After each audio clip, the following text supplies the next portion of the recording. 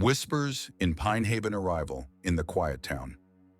The town of Pinehaven was nestled deep within the Appalachian Mountains, a place where thick pine forests swallowed the horizon and the air smelled of damp earth. It wasn't marked on most maps, and that's exactly why Sarah Calloway had chosen it. She needed an escape, a retreat from the chaos of her city life, and a divorce that had left her feeling hollow. The old colonial house she rented was cheap, suspiciously cheap. The owner, a grizzled old man named Roger, avoided eye contact when she asked about its history. "Folks around here keep to themselves," he muttered before shoving the key into her hand and driving off in his rusted pickup. The house stood at the edge of the forest, with its peeling paint and sagging porch hinting at decades of neglect. Yet despite its age, Sarah felt an odd pull toward it. It was quiet, isolated, perfect. Her first night passed uneventfully. The creaks of the old house were almost comforting, lulling her into a deep sleep. But when she woke the next morning, she noticed something strange. The forest behind the house seemed closer. The towering pines loomed as if they had shifted overnight. Shrugging it off as an optical illusion, Sarah began unpacking. But as the day wore on, she couldn't shake the feeling that she was being watched. The sensation was strongest near the windows, where the forest seemed darker than it should be, even in the daylight. The journal. While clearing out the attic, Sarah discovered a small, leather-bound journal hidden beneath a loose floorboard. Its pages were yellowed with age, filled with spidery handwriting. The entries dated back to the 1930s and belonged to someone named Eleanor. "They come at night," one entry read. "The trees whisper their secrets, but if you listen too long, they take something from you." Sarah laughed nervously, chalking it up to the ramblings of an eccentric former resident. Yet as she read more, an unsettling pattern emerged. Eleanor described hearing voices in the forest, seeing figures between the trees, and feeling an oppressive presence that grew stronger with each passing day. "Do not go into the woods," the final entry warned. "Once you enter, they won't let you leave." That night, Sarah dreamed of shadows moving among the trees. They whispered her name, their voices soft yet insistent. When she woke, she found muddy footprints on the porch. They weren't hers. The neighbors. The next day, Sarah decided to visit the small town square to gather supplies and perhaps ease her growing unease. The townsfolk were polite but distant, their smiles strained. When she mentioned the house at the forest's edge, conversations abruptly ended. A waitress at the diner, a middle-aged woman named Marcy, was the only one willing to talk. "You shouldn't be out there alone," she said, her voice low. "That house, it's not right." "What do you mean?" Sarah asked. Marcy hesitated, glancing around as if afraid someone might overhear. "People who stay there too long, they change. Some disappear. Others..." She trailed off, shaking her head. "Just be careful, and don't go into the woods." Despite the warning, Sarah returned home feeling more intrigued than frightened. She wasn't one to believe in superstitions or ghost stories. Yet as night fell, the forest seemed to come alive. The whispers began again, louder this time, and when she looked out the window, she saw faint lights flickering between the trees. The first encounter. Unable to resist, Sarah grabbed a flashlight and ventured into the woods.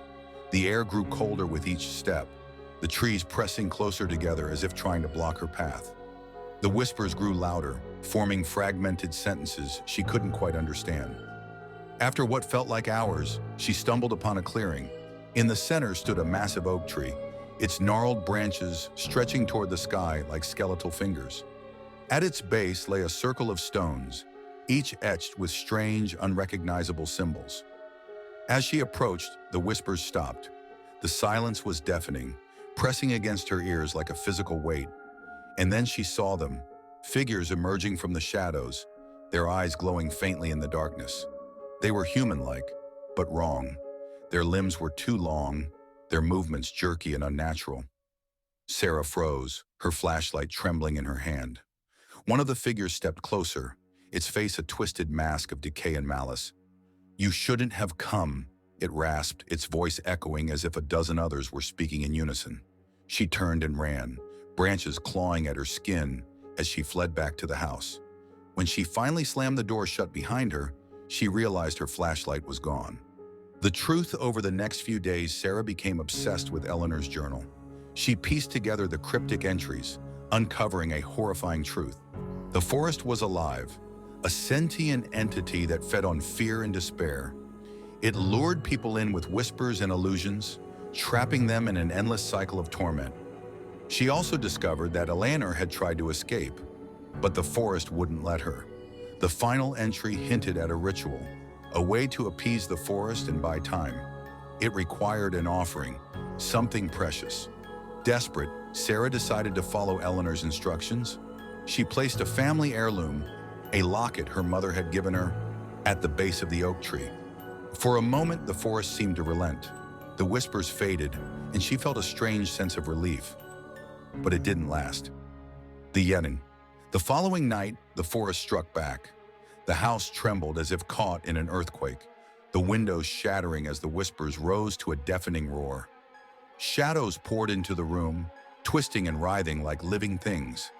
Sarah fought to stay sane as the shadows took shape, forming grotesque figures that clawed at her mind. They showed her visions of Eleanor, trapped in the forest, her face contorted in eternal agony. They showed her the countless others who had fallen victim to the forest's hunger. When Sarah awoke, she was outside, lying at the edge of the clearing. The oak tree loomed above her, its branches dripping with something dark and viscous. The stones around its base glowed faintly, pulsing like a heartbeat. The final choice. Sarah knew she couldn't escape. The forest wouldn't let her, but she refused to become another victim. Armed with a can of gasoline and a box of matches, she returned to the clearing. As she doused the oak tree, the whispers turned to screams. The figures emerged again, their faces twisted in rage and desperation. "You'll burn with us," they hissed. With trembling hands, Sarah struck a match and tossed it onto the tree. Flames roared to life, consuming the oak and the shadows alike.